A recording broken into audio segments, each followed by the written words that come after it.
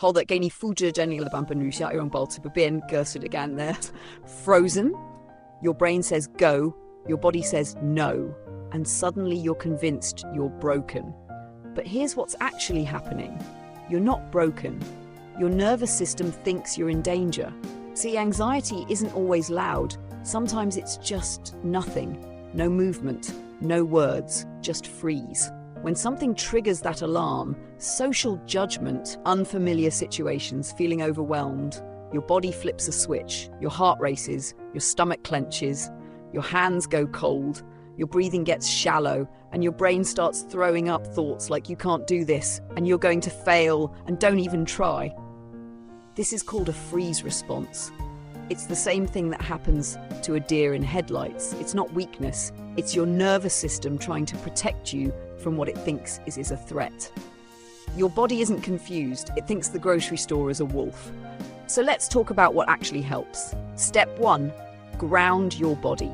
Stop trying to force yourself to just do the thing. When you're frozen like this, your brain literally can't think rationally. So the first step isn't action, it's getting your body to relax its grip. Try this. Look down at the floor. Press your left foot into the ground for 5 seconds. Now your right foot for 5 seconds. Do that twice. That's it. Sounds too simple, right? But what you're doing is telling your body, we're here, we're grounded, we're not in danger right now. It interrupts that panic signal. Step 2, reset your breath. There's this technique called a physiological sigh. You take a quick breath in, then another little sip of air to fill your lungs completely. Then you breathe out slowly. Do that a couple times. It literally changes your nervous system in about 10 seconds. It's like hitting a reset button. Step 3, relabel the thoughts. When you're stuck, your brain loves to catastrophize. I can't do this. Everyone will judge me. I'm going to mess this up completely. You don't need to argue with these thoughts. You don't need to convince yourself they're wrong. Just replace them with something more accurate. I'm not incapable. I'm just anxious right now. I only need to do the very next small step. That's it. You're not lying to yourself. You're just being honest about what's actually happening. Step 4, make the task microscopic. Here's the game changer. The goal isn't to complete the task. The goal is to teach your body that it doesn't need to run away. So break whatever you're trying to do into the tiniest possible action. Say you need to go to the grocery store, but you're having a panic response just thinking about it.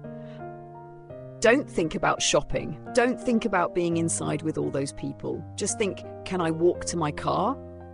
That's it. Not drive there, not go inside. Just walk to the car. Or maybe you get to the store and you're frozen in the parking lot. Okay, new micro step. Can you walk to the entrance? Not go in, just walk to the door. Or maybe you make it inside. Can you stay for 10 seconds and then leave? You're not shopping, you're not even touching anything. You're just existing in that space for 10 seconds. The smaller, the better. It sounds ridiculous, but this is how you retrain your nervous system. This works because your nervous system learns through repetition, not force. Have step 5, let today be incomplete. This is crucial. If you face the fear even a tiny bit, that's a win. Completing the whole task, that's a bonus, not the requirement. If you walk to the store entrance and then turn around, you succeeded. You faced the thing that scared you. That's progress. Think of yourself as practicing, not failing. You're not trying to be brave enough to do it perfectly one time. You're building up tolerance through repetition. It's like going to the gym. You don't lift the heaviest weight on day 1. You start small and add more over time. So tell yourself, I'm practicing. This is training. I don't need to get it right today. This works for everything. That phone call you can't make? Start by just opening your contacts. That email you can't send? Start by just opening your inbox. That meeting you're dreading? Start by just sitting outside the room for 30 seconds. Every time you face the thing, even microscopically, you're teaching your nervous system this isn't actually dangerous. The more you do it, the easier it gets. Not because you suddenly become brave, but because your body learns it doesn't need to protect you from this anymore. Let me be really clear about something. You're not weak. You're not lazy, you're not a failure, you're not failing. You're being protected by a system that's overreacting. Your body is doing exactly what it evolved to do, trying to keep you safe.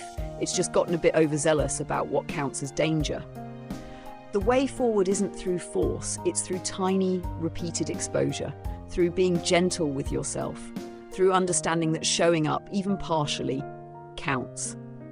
So next time you're frozen, whether it's in front of a grocery store, staring at your phone, or sitting in your car unable to go into work, remember, ground yourself, breathe, shrink the task, and give yourself credit for every micro step forward.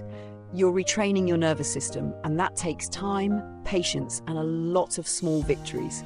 You don't need to be brave, you just need to be here. Small is enough, slow is enough.